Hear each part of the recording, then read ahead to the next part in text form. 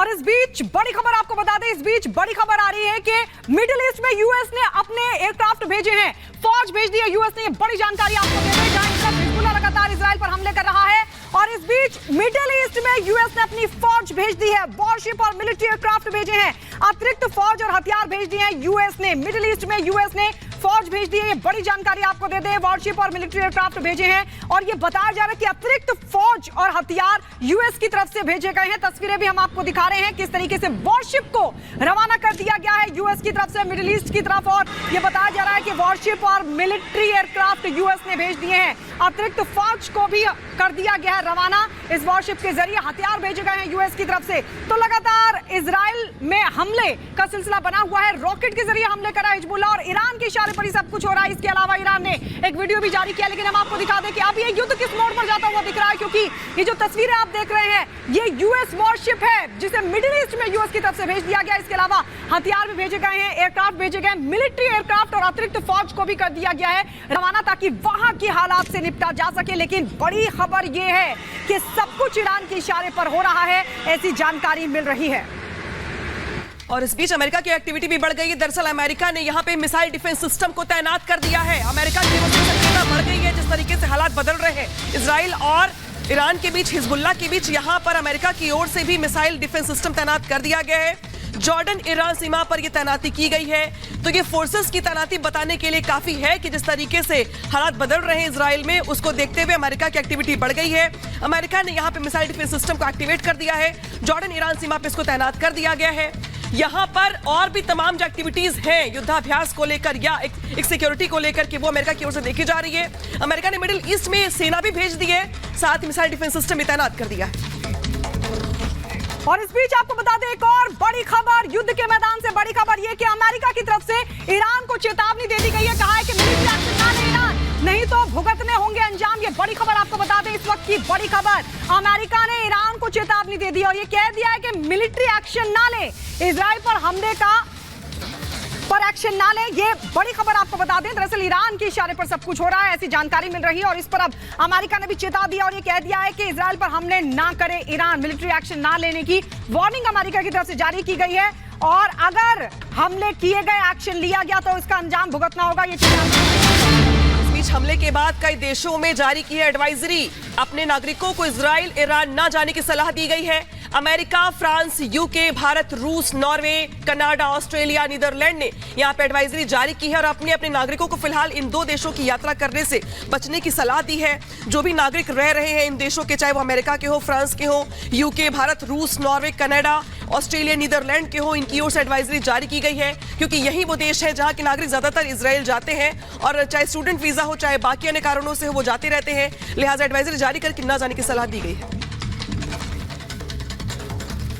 और आइए बढ़ते आगे और बात करते हैं देश की राजधानी दिल्ली की, जहां पर सीलमपुर से एक बड़ी खबर आ रही है, जहां पर एक युवक को गोली मारी गई है, गोली लगने से युवक सीसीटीवी में रिकॉर्ड हुई है ये पूरी घटना। बताया जा रहा है कि पॉइंट ब्लैंक रेंज से गोली मारी गई है, आरोपी हमला कर फरार हो गया है और अब पुलिस उसकी तलाश में जुट गई है। बड़ी खबर आपको बता दें, दिल्ली के सीलमपुर की तस्वीरें हम आपको दिखा रहे हैं, देखिए सीसीटीवी में पूरी जो वारदात है वो रिकॉर्ड हुई है, किस तरीके से पॉइंट ब्लैंक रेंज से गोली मारकर आरोपी मौके से फरार हो जाता है। एक युवक की गोली मारकर हत्या की कोशिश की गई, हालांकि फिलहाल युवक की जो हालत है वो गंभीर बनी हुई है। फिलहाल पुलिस इस हमलावर की तलाश में जुटी हुई है। तो देखिए तस्वीर दिखाते हैं, आपको समझाने का प्रयास करते हैं कि आखिर ये वारदात कैसे अंजाम दिया गया। ये देखिए एक शख्स यहाँ पर जा रहा होता है रास्ते में, आसपास जो कॉलोनी देख रहे हैं आप, यहाँ पे गाड़ी भी है, एक महिला भी दिखाई दे रही है, आपको एक शख्स भी आगे जा रहा है, लेकिन यहाँ पर एक शख्स जो जा रहा होता है, पीछे से एक शख्स यहाँ पर आता है और पॉइंट पर यहाँ पर रख करके इसको गोली मारता है। हालांकि हमलावर कहाँ से आए थे, क्यों आए थे, इनका टारगेट क्या था, क्या पहले से कुछ नाराजगी चल रही थी, क्या दुश्मनी चल रही थी, क्या आपसी रंजिश का अंजाम जो दिया गया यहाँ पे, उस तरीके से यहाँ पे इस वारदात को अंजाम दिया गया। तो बहुत सारे सवाल है जो पुलिस जिसको खंगालने का प्रयास कर रही है। फिलहाल जो तस्वीरें हैं बताने के लिए काफी कि यहाँ पे दिल्ली के सीलमपुर में युवक को कैसे गोली मारी गई है, गोली लगने के बाद युवक की हालत गंभीर बताई जा रही है।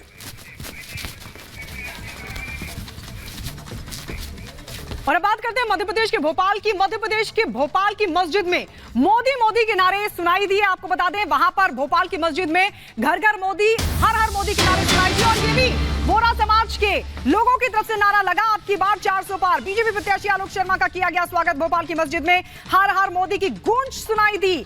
बड़ी खबर आपको बता दें, मस्जिद में गूंजा हर हर मोदी, घर घर मोदी। मोदी है तो मुमकिन है कि नारे भी इस दौरान लगाए गए। ये बोहरा समाज के लोग जो मोदी के समर्थन में नजर आए और बड़ी संख्या में जुटे बोहरा समाज के लोगों ने नारे लगाए। ये कहा हर हर मोदी, घर घर मोदी और साथ ही ये भी कहा कि अब की बार 400 पार। मोदी है तो मुमकिन है कि नारे लगाए गए। बीजेपी प्रत्याशी आलोक शर्मा का जबरदस्त तरीके से बोहरा समाज के लोगों ने स्वागत किया। तो नरेंद्र मोदी के समर्थन में बड़ी संख्या में बोहरा समाज के लोग मस्जिद में हर हर मोदी, घर घर मोदी गूंजा। मोदी है तो, मोदी है तो, मोदी है तो अब की बार, अब की बार, अब की बार, अब मोदी है तो, मोदी है तो, मोदी है तो, मोदी है तो अब की बार, अब की बार, अब की बार, अब मोदी है तो, मोदी है तो, मोदी है तो, मोदी है तो अब की बार, अब की बार। तो राजनीतिक दलों के अपने अपने वादे और दावों के बीच फर्स्ट फेज की वोटिंग में अब सिर्फ एक हफ्ते का वक्त बचा हुआ है, जिसको लेकर के तमाम जो पॉलिटिकल पार्टीज हैं वो तैयारी कर रही हैं। वेस्ट यूपी के 8 सीटों पर इस फेज में वोटिंग होनी है। बीजेपी इन सीटों पर योगी सरकार की चुस्त दुरुस्त कानून व्यवस्था के मुद्दा बनाकर के वोट की अपील कर रही है। रिपोर्ट देखिए। ऐसे माफिया सिर चढ़ करके बोलते थे, उल्टा लटका दिया जाता है उनको। योगी सरकार का बुलडोजर एक्शन, चुनावों में बन गया बीजेपी का ब्रह्मास्त्र। विपक्ष को अतीक मुख्तार की दिलाई याद, जनता को सुरक्षा का भरोसा, वोट की अपील। यूपी में एक बार फिर माफिया की चर्चा हो रही है। पहले वजह कुछ और होती थी, अब वजह कुछ और है।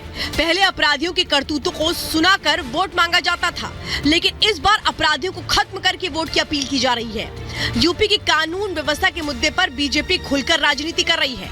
खुद मुख्यमंत्री योगी आदित्यनाथ अपनी रैलियों में माफिया के खिलाफ हुए एक्शन की याद दिला रहे हैं। योगी न केवल समाजवादी सरकार पर अपराधियों को संरक्षण देने का आरोप लगा रहे हैं, बल्कि बीजेपी सरकार में अपराधियों के सर्वनाश की कहानी भी सुना रहे हैं। वेस्ट यूपी की अपनी रैलियों में योगी खुलकर अपराधियों को मिट्टी में मिला देने की अपनी पॉलिसी पर वोट मांग रहे हैं। पहले माफिया सिर चढ़ करके बोलते थे। कैसे माफिया सिर चढ़ करके बोलते थे? छोटी छोटी बात को ले दंगा होता था।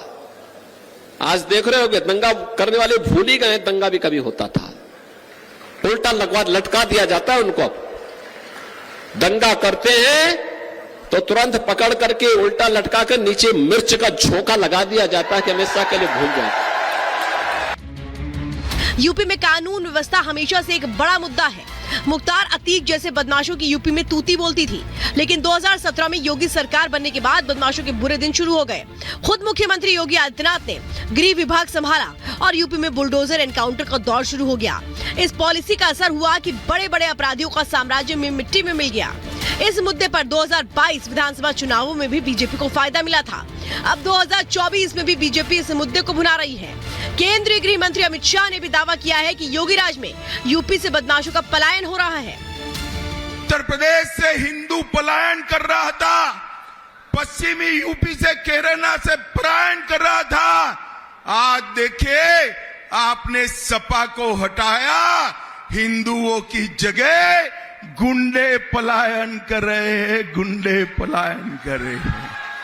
योगी आदित्यनाथ जी ने इस 7 साल के अंदर पूरे उत्तर प्रदेश की कानून और व्यवस्था को चौक चौबंद करने का काम योगी जी ने किया है। उत्तर प्रदेश को सुरक्षित किया है।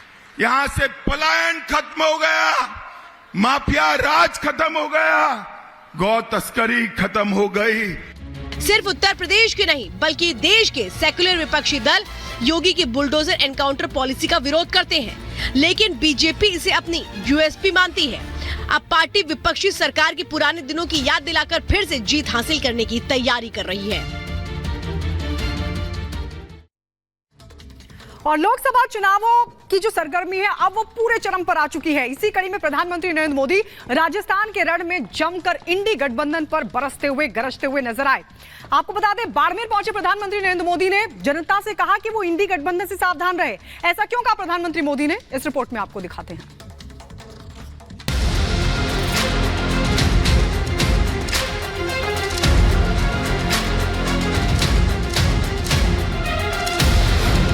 राजस्थान के रण में परमाणु बम, भारत की परमाणु शक्ति इंडी को खटकी, इंडी का प्लान शक्ति विहीन हिंदुस्तान। प्रधानमंत्री नरेंद्र मोदी लगातार चुनावी अभियान में जुटे हैं। इसी बीच शुक्रवार को राजस्थान में बाड़मेर की जनता के बीच प्रधानमंत्री मोदी कांग्रेस पर जमकर बरसे। प्रधानमंत्री मोदी ने परमाणु जखीरे को देश का गौरव बताते हुए विपक्षी दलों के इंडी गठबंधन से देश को सतर्क रहने की नसीहत दी।